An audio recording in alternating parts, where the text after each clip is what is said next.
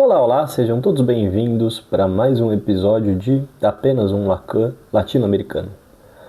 O que a gente faz aqui? A gente está lendo o seminário 16 do Lacan, passo por passo, para construir uma teoria de análise de discurso do Lacan, e isso também serve para aqueles que querem aprender de forma um tanto genérica o ensino do Lacan, porque é um seminário muito interessante para acompanhar como ele vai transcorrendo muito das posições que ele já assumiu ao longo do ensino dele. E essa é uma postura muito básica, muito essencial desse canal, que se deve ler o Lacan a partir de posições fundamentais que o Lacan ocupa no mundo das ideias, digamos assim.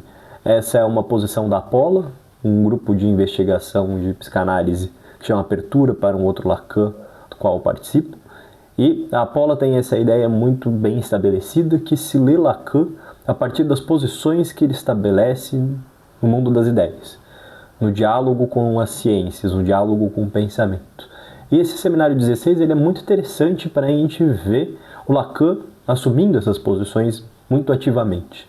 E é através desse ponto mesmo que se gerou todo o debate na psicanálise lacaniana contra o Miller, exatamente porque o Miller, ao longo do desenvolvimento do pensamento dele, ele foi deixando de se inscrever em certas posições desse pensamento do Lacan e foi com isso enviesando o próprio ensino do Lacan. Então, aqui a gente tenta recapitular essas posições que o Lacan vai assumindo e defendê-las.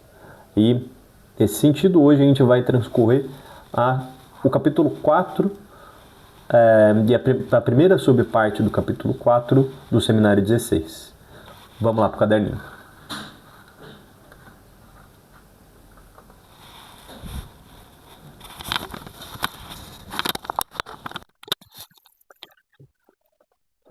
Fato e dizer, o riso e a elisão.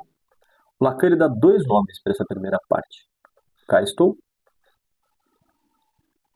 Fato e dizer, o riso e a elisão. E o segundo nome que eu achei mais interessante é não existe teoria do inconsciente. Então tá aqui uma interrogação aí, né? O que será que o Lacan quer dizer com não existe teoria do inconsciente?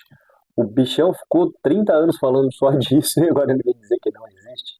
É mais uma dessas infinitas piadas do Lacan, que ninguém entende, ele fica com aquela cara de bobo fazendo uma piada sozinho, onde ele diz que uma coisa não existe. Não existe cosmonauta, não existe teoria do consciente, não existe a mulher, não existe a relação sexual, nada existe pro cara. Mas vamos tentar entender que, da onde veio essa piadinha dele, não existe teoria do inconsciente. O Lacan começa esse capítulo 4 retomando o que ele tinha feito no capítulo anterior, né? Fica aqui o convite para que vejam o vídeo anterior que eu fiz, na terceira parte do capítulo 3, que é sobre a topologia da incompletude do outro, onde a gente fazia discussão com as referências do Lacan, especialmente Russell e Frege, a teoria dos conjuntos, a partir do qual, com essa discussão com a lógica matemática, o Lacan vai assumir uma posição na epistemologia das ciências contemporâneas ao ensino dele, né? Então ele estava com um diálogo com epistemologia, com filosofia, com matemática, física quântica, física relativista, e a partir desse diálogo ele estabelece essa posição da incompletude do outro, e isso tem um certo desenvolvimento matemático para entender, e tem que ser entendido exatamente nesse lugar, um debate do Lacan com a epistemologia das ciências. Isso não é um conceito clínico, não é um conceito que se entende como exemplo clínico, e fica aqui o convite para quem quiser ver o vídeo anterior e já aproveitando, curta, inscrevam-se, compartilhem os vídeos para ajudar o canal. Então vamos lá. O Lacan fez um monte de movimentos ali com a lógica matemática para construir esse conceito amparado na lógica matemática de que há uma incompletude no grande outro. E esse conceito o Lacan vai tirar ali do diálogo com Frege, com o diálogo com Russell e com o diálogo na teoria dos conjuntos. Depois de ter feito esse monte de blá blá blá matemático que parece que não quer dizer nada na teoria dele, agora ele vai efetivamente começar a colocar isso em prática. Se a gente está falando de uma incompletude do outro, quais as consequências que isso tem para a nossa teoria psicanalítica? E as consequências, ele diz que são três. Duas, mas tem uma outra que ele tinha dito e que ele não retoma nesse capítulo. Nenhum saber é absoluto, já que há uma incompletude do grande outro, o que vai ser muito útil para a gente pensar nas teorias do discurso. Nenhum saber é absoluto vai querer dizer também que discursos são sempre parciais, ou seja, há sempre competição entre discursos para determinação da realidade. Gravem isso. Nenhum saber absoluto quer dizer que nenhum discurso ele toma a realidade por completo. Um outro ponto que o Lacan vai dizer a partir da topologia da incompletude do outro que linguagem e verdade estão sempre se transformando. Então não tem algo como a linguagem completa, acabada, como um código, e também não tem algo como um saber que se completa e que se acaba. A ideia está sempre num movimento de transformação, é isso que o Lacan vai chamar de metonímia. O terceiro ponto que o Lacan vai extrair dessa teoria da incompletude do outro é que referência ao outro é suporte da noção errônea de que o saber já está presente. Esse é um ponto bastante importante, né? Que o Lacan vai desenvolver bastante nessa classe. Que o conceito de grande outro do Lacan, ou em todas as formas que ele pode aparecer na ciência, na filosofia, na relação com a religião, ele parte de uma superstição, digamos assim, de que haveria no mundo um saber já realizado a ser extraído. Já o conceito de completude do grande outro do Lacan vai dizer o contrário. A linguagem ela vai produzindo, ela vai realizando um conceito performativo de linguagem, né, num saber que a gente passa a ver lá existente no mundo. Mas essa ideia de que haveria um saber na natureza ser extraído pela física, então o Lacan nessas discussões epistemológicas ele recusa, ele rechaça, né? Não haveria no mundo, não haveria na natureza, não haveria na ideia de Deus como um grande arquiteto do mundo, um saber já presente no mundo que as ciências naturais extrairiam. Muito pelo contrário, quando, por exemplo, Newton cria a teoria da gravidade, ele está produzindo uma linguagem que passa a produzir uma relação no mundo que se torna inteligível a partir daquela linguagem que ele construiu. Então a linguagem cria algo no mundo, não algo que já estava lá pré-existente. Uma articulação que a gente vai ver com isso no próprio campo da psicanálise é uma referência ao inconsciente freudiano, que a gente vai trazer em breve, mas a gente pode muito bem ler a teoria da incompletude do grande outro do Lacan como uma crítica ao inconsciente freudiano, e a gente vai ver por quê. E isso vai fazer parte da ideia de que não existe teoria do inconsciente. Mas vamos deixar isso um pouquinho para depois. Vamos seguir com o movimento do texto. Depois de retomar a topologia da incompletude do outro e suas consequências, o Lacan ele volta a pensar, dá um salto assim, a pensar no xiste. Por que o xiste provoca riso? Que era um tema que ele já tinha trabalhado no capítulo anterior, né? Então, Lacan fala sobre a incompletude do outro, retoma o tema do xiste, e daí ele vai pensar que o efeito de riso que um xiste provoca, ele se produz como? Como um efeito de atravessamento de dois discursos que, ao se atravessarem, se revelam numa surpresa pelo riso. Então, é como se houvesse dois discursos se entrelaçando, se atravessando, e quando um discurso que não estava visível, ele se revela, ele se faz aparecer, causa surpresa, isso pode provocar riso. Não sempre isso provoca riso. Quando um discurso ele domina uma cena, um outro discurso aparece, se faz revelar, nem sempre isso provoca riso, mas isso pode provocar riso. Então, o xiste ele seria efeito desse atravessamento de dois discursos, no qual um que está submerso, digamos assim, acaba se revelando. E ao se revelar, ele provoca surpresa, já que ele é como uma quebra da perspectiva que estava se construindo. Tem essa ideia de uma quebra de perspectiva de um discurso que estava dominante, estava se impondo. E o Lacan traz dois exemplos disso, a gente vai trazer um terceiro, né? Como pensar esse efeito de atravessamento de discursos e dessa revelação de um outro discurso que estava submerso na cena. O primeiro exemplo que o Lacan tinha trazido no capítulo anterior é o do familionário, clássico exemplo freudiano. E lá, o que o Lacan está construindo? Que o Hirsch, eu não lembro mais muito bem dos nomes dos homens, ele estava dizendo para um outro amigo que ele tinha sido recebido de forma familiar e de forma assim inesperadamente familiar pelo Rothschild, que era um baita de um bilionário. Só que quando o Hirsch está dizendo que tinha sido recebido de forma familiar, e não poderia ter sido outra pessoa que estava dizendo isso, porque percebe que tem uma relação de classe envolvida. É uma pessoa de classe média ou de classe baixa falando para uma outra de classe média ou de classe baixa que ele tinha sido inesperadamente bem recebido por uma pessoa de classe alta. E daí quando ele está falando isso, que ele tinha sido recebido de forma familiar, inesperadamente familiar por um bilionário, ele acaba lançando esse familionariamente. O que esse familionariamente traz? Exatamente essa história.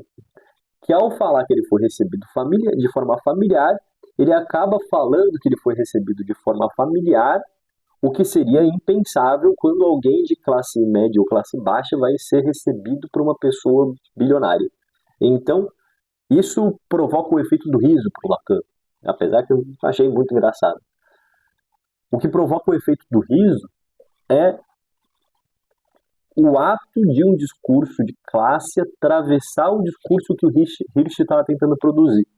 Hirsch estava tentando falar de como ele foi recebido de forma familiar, mas ele não conseguiu, não era o intuito dele, mas ele não conseguiu não falar de como isso é inesperado para uma pessoa de classe média ou baixa ao ser recebido por uma pessoa de classe alta.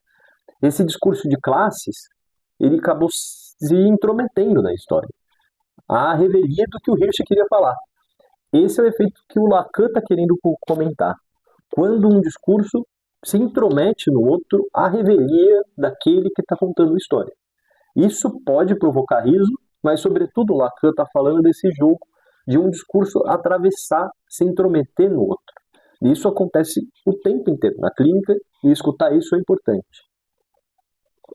E novamente, o Lacan fez todo aquele blá blá blá sobre a incompletude do outro exatamente para dizer que um discurso ele nunca se coloca como unitário. Ele está sempre podendo ser atravessado por outros discursos e ele está sempre numa relação de domínio, de submissão desses outros discursos que às vezes acabam atravessando pelas entrelinhas. É exatamente aquilo que acontece no Familionariamente. Hirsch está falando uma coisa, o discurso de classe atravessa aquilo que ele está falando, se intromete naquilo que ele está falando, porque discursos são sempre incompletos, eles são sempre numa relação com outros discursos. Mas esse capítulo, o Lacan traz uma outra história para também falar sobre o mesmo. Ele relembra de quando ele leu Marx, o Capital de Marx, e num determinado capítulo de O Capital de Marx, Marx traz um exemplo muito parecido com o Familionariamente. Ele fala que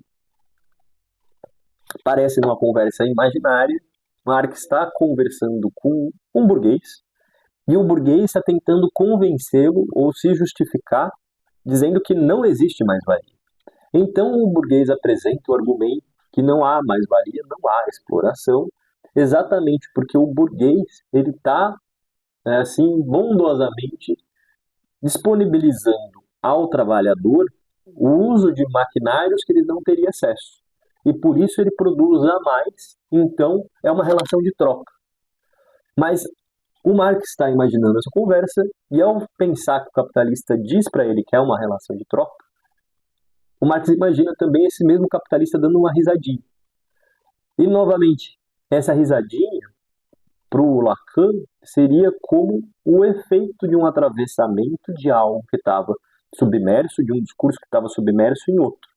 O capitalista está lá se justificando, mas em algum momento ele trai a própria justificativa e ele dá uma risadinha que dá a entender que ele sabe muito bem que há mais-valia. Se tem alguém no mundo que sabe que há mais-valia, é o capitalista que está te explorando. E essa risadinha seria reveladora disso. Então percebe que o xiste, mas de forma geral os discursos para o Lacan, ele tem essa relação de um discurso se colocar como a realidade, impondo o silenciamento de outros, mas esse outro que está silenciado ele não fica ali passivo. Ele pode sempre atravessar o discurso que está dominando a cena e, nesse sentido, se fazer revelar. Esse ato de se fazer revelar, essa revelação e essa surpresa da revelação, desse atravessamento, é o que poderia provocar riso, mas entre outras coisas, além de riso. Né? Um terceiro exemplo que não tem nada a ver com o riso, mas que a gente pode trazer aqui, é para quem já leu Lélia Gonzalez, como Racismo e Sexismo na Cultura Brasileira, que é um dos melhores textos de psicanálise brasileira que há por aí. A Lélia Gonzalez, ela traz um conceito que funcionava bem nos anos 90, envelheceu um pouco mal, graças a Deus, que é o conceito do mito da democracia racial. Ela fala que antes dos anos 90, né, mas na minha história de vida isso se representava nos anos 90, havia uma certa ideia de que o Brasil era um país com muitos problemas, mas uma coisa que a gente não tinha era o problema do racismo, exatamente por sermos um país miscigenado, um país que recebia bem a todo mundo. Essa ideia foi caindo ao longo do tempo, mas era uma ideia muito forte na cultura brasileira, de pelo menos 20 anos atrás. Né? E a Lélia traz que o mito da democracia racial brasileira, ela é uma estratégia usada pelo discurso supremacista branco. Então, o discurso supremacista branco, de uma forma análoga ali que o Marx está dizendo, como o discurso do burguês, ele tenta propor que não há relação de exploração, não há desigualdade, não há racismo, não há exploração do trabalhador, só que, em alguns momentos, isso acaba parecendo a revelia do discurso que está tentando produzir uma certa imagem de realidade. Então, isso apareceria no discurso do supremacista, da supremacia branca, que tenta impor o mito da democracia racial, obviamente para que não haja intuitos revolucionários no pensamento negro. Esse mito da democracia racial, muitas vezes, ele se faz cair no próprio discurso da supremacia branca, que passa o tempo inteiro também a revelar que sim, há exploração entre raças, há racismo, há subjugação das pessoas negras. Então, esse movimento é o que o Lacan está tentando dizer. Como um discurso ele tenta construir uma imagem de realidade e como outros discursos ou outras coisas que esse discurso não quer que seja visto, acaba aparecendo. E é por isso que o Lacan estava em todo aquele diálogo confuso com Marx, dizendo que a mais-valia é o objeto A de Marx. Porque o objeto A é esse conceito de algo que não está sendo visto se fazer revelar, se fazer aparecer, como o familiarmente, como a verdade da exploração do trabalho aparecendo no discurso do burguês apresentado por Marx, como a falácia da democracia racial aparecendo no discurso da democracia racial do supremacista branco. Então, esse movimento onde algo que estava escondido se revela, onde algo que estava negado pelo discurso que tenta produzir certa visão da realidade se revela, esse é o conceito de objeto A do Lacan. E é por isso que o Lacan estava naquele diálogo falando que tudo isso era homólogo, né? Essa mesma função de revelação de algo que estava escondido. E daí eu trago uma citação aqui do Lacan. Refiro-me à conjunção do riso com a função radicalmente eridida da mais-valia, da qual já indiquei suficientemente a relação com a elisão que é constitutiva do objeto A. Um monte de palavrão do Lacan, mas no fim das contas o Lacan está dizendo isso, né? Que nesses 3 exemplos, ou em outros que a gente puder formular, sempre tem essa relação, porque é uma relação do próprio discurso, já que ele não se completa, já que ele é incompleto, onde um outro algo que está sendo ocultado pela realidade que um discurso visa produzir, se revela. Esse outro algo que se revela é o conceito de objeto A. Seja ele mais-valia, seja ele o familionário, seja ele a aparição do racismo que se denega no mito da democracia racial. Então, o que a gente vê é que nessa análise de discurso do Lacan, ele está colocando em jogo já esses 2 conceitos, que eles têm uma certa dialética ali. Há o saber, né? E com saber a gente está dizendo o sentido que um discurso tenta totalizar na realidade, essa é a realidade, como se o discurso estivesse produzindo isso. Vejam isso na realidade. Isso é saber, o sentido unitário que um discurso tenta produzir. Mas esse sentido unitário, lá com a incompletude do outro, Lacan coloca que ele é nunca unitário. Ele tenta se realizar como unitário, como total, mas ele sempre falha nesse processo, já que ele sempre envolve o ocultamento de outros discursos que estão em oposição àquela realidade que tenta se apresentar como una.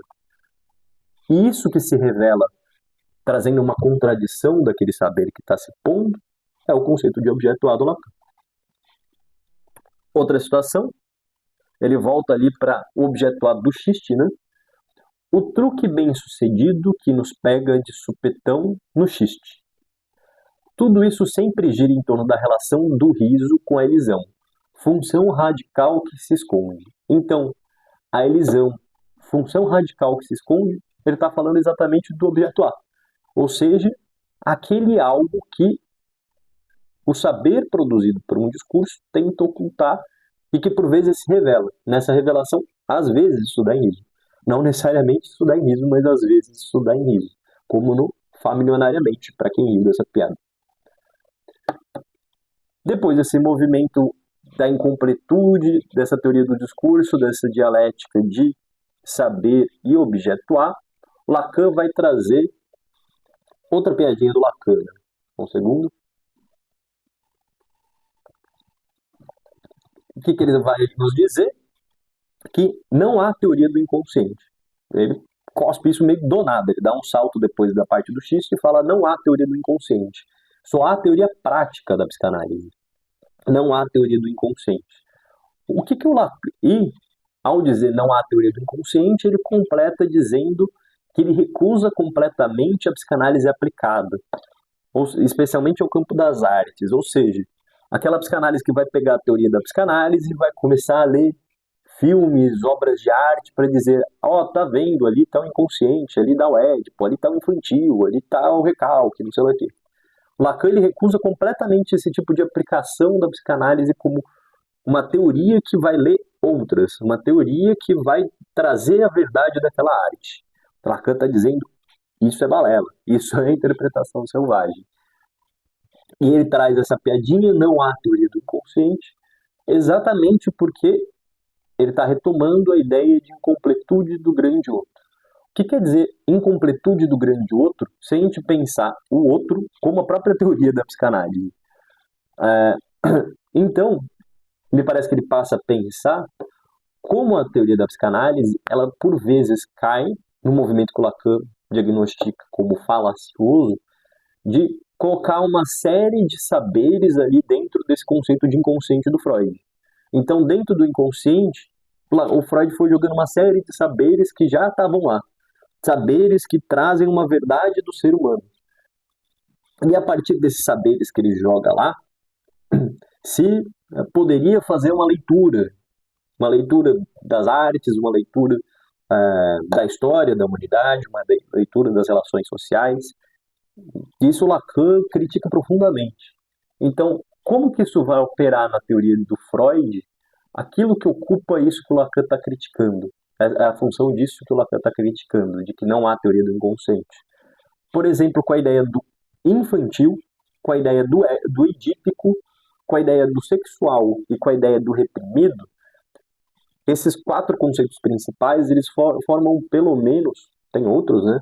Um conjunto de conceitos ali, no qual o Freud vai usar aquilo como uma hermenêutica, como um saber da própria psicanálise que vai servir para interpretar o outro, seja as relações sociais, seja as obras de arte, seja o indivíduo. Então, o Freud, depois que ele vai formulando esses conceitos, você começa a ver muito mais claramente na interpretação freudiana ele dizendo, isso aí é Édipo, isso aí é sexual, isso aí não sei lá o quê. Isso aí é o reprimido que está lá no infantil. Então, o que acontece? Lacan está criticando que a psicanálise ela começou a ser contraditória à própria psicanálise. O Freud, que teve como grande potência da obra dele a associação livre, como aquilo que nos faz permitir desenvolver o método de leitura do inconsciente, então Essa era a grande potência do Freud, da associação livre e o método de leitura do inconsciente. Ele passa a descaracterizar essa lei abstrata da associação livre e a encher de valores ali.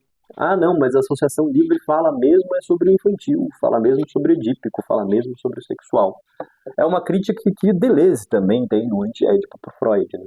De que o Freud ele vai descaracterizando a associação livre e como que ele já vai sabendo de antes o que vai dar.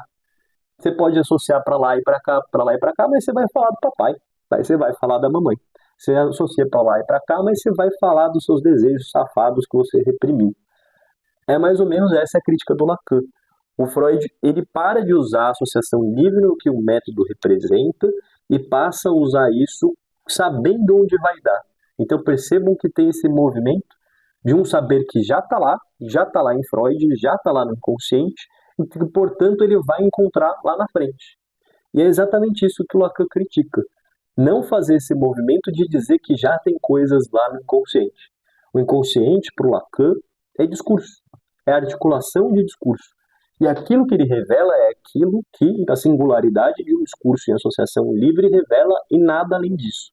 Não tem nenhum conceito assim já sabido, já pré-existente no inconsciente. Efetivamente, porque inconsciente não é nada além de discurso. Então, é como que o seu Lacan estivesse revalorizando o conceito de associação livre. O que a gente faz em análise? A gente produz um texto específico, que é um texto que se desenvolve, só pode se desenvolver em associação livre. Então a gente convida o analisando a associar livremente, e nisso ele produz um texto específico, um texto que não se produziria em outro lugar. E então a gente tem um método de leitura desse texto, que vai fazer parte ali do conceito de metáfora e de metonímia, de significante, de um significante representa um sujeito para outro significante, conceito de transindividualidade do Lacan e afins, mas de todo modo, a gente vai ter um método de leitura desse texto que tem por objetivo não portar um saber de fora esse texto, mas efetivamente ler nas articulações que esse texto se produziu, o saber que se produz do texto. E esse é um ponto que está naquele livro do Que Hace um Psicoanalista, do Bruno Brunores, que é muito bom, que eu sempre recomendo aqui. Então, esse é o sentido do não há teoria do inconsciente do Lacan. A gente não deve recorrer a um saber de antes, de fora da própria teoria, que vai dar em uma direção do que a associação livre vai dizer. Vai dar numa suposição do que é importante que seja dito. Isso se torna uma piada muito clara, né? Que o psicanalista ele passa a enviesar o discurso da associação livre. Então ele dorme na sua poltrona até que se fale sobre um sonho, até que se fale sobre um ato falho, até que se fale sobre sexo, até que se fale sobre um xiste, até que se fale sobre papai e mamãe. Se você falar sobre a banalidade do dia a dia, o analista dorme, porque é um analista que está enviesando a associação livre. E o Lacan está fazendo o movimento contrário. Ponto 5. Lacan volta na construção da teoria dele, né? Isso a gente vai ver um pouco mais na sequência do outro capítulo que está no outro vídeo, no qual ele vai dizer, novamente defendendo a teoria de discurso dele, que sujeito é efeito de um dizer. Vocês vão ver isso 5.000 vezes ao longo desse seminário. Sujeito é efeito de um dizer, está na dependência de um dizer. E ele especifica muito diretamente: não cair na confusão de restaurar o sujeito como pensante.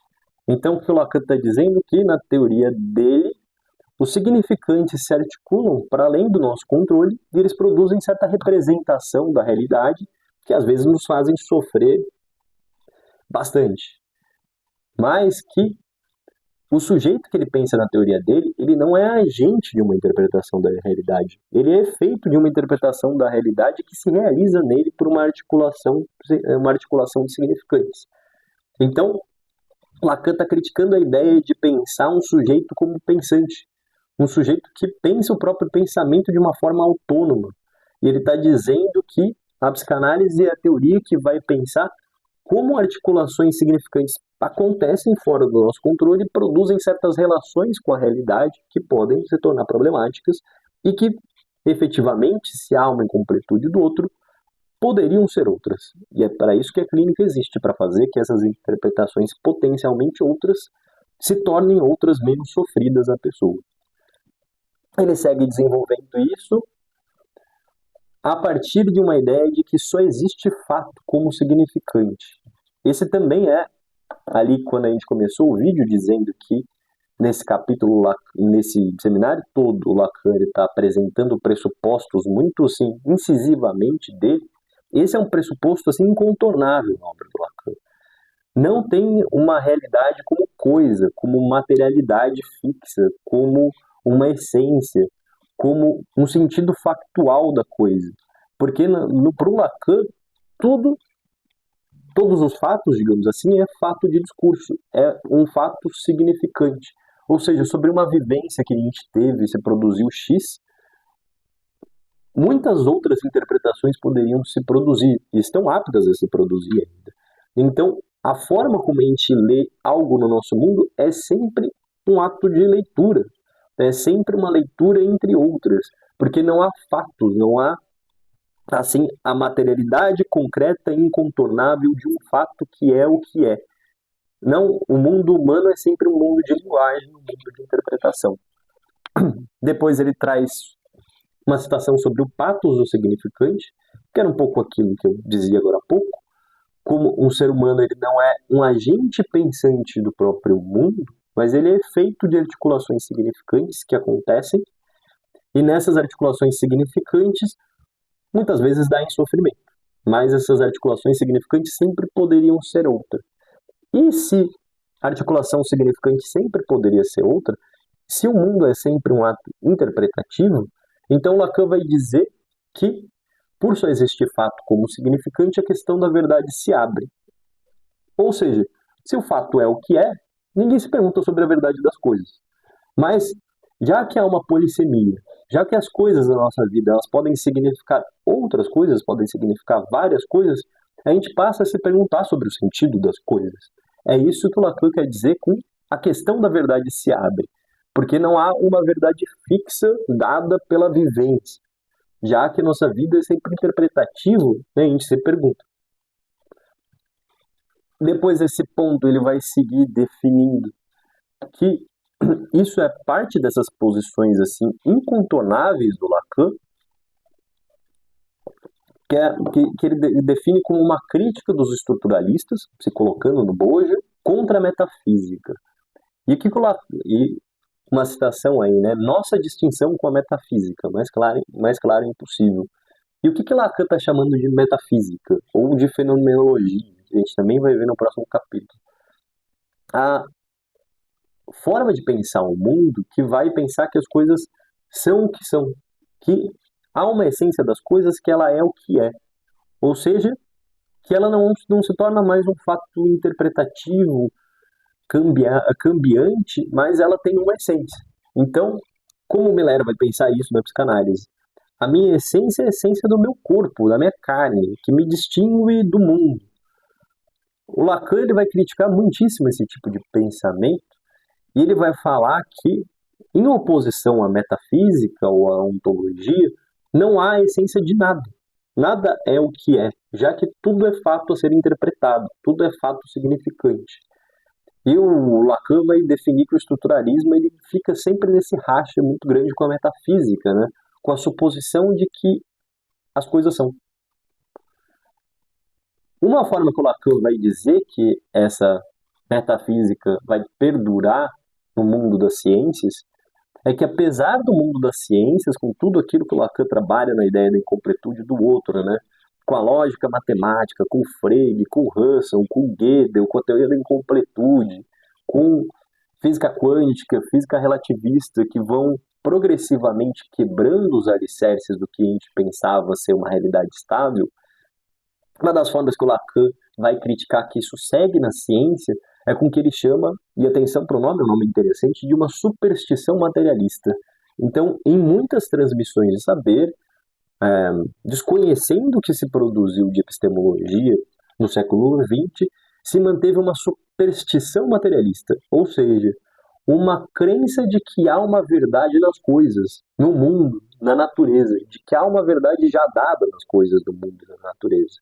Então, por exemplo, o pensamento da medicina, ele pode estar numa certa superstição materialista, uma superstição de que haveria o desenvolvimento possível de uma ciência médica que saberia todos os segredos da carne, e com isso poderia curar tudo.